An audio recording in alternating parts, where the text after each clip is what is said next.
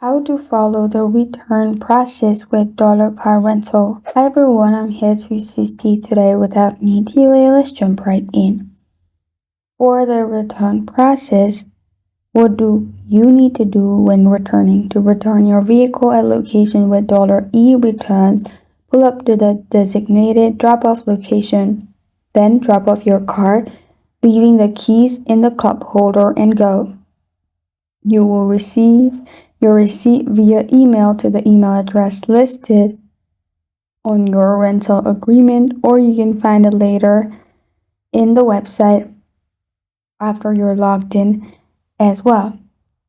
And another thing, what you can also do is simply make sure refuel the car unless you prepaid fuel, remove all personal items, and request a return receipt if you want it as soon as possible.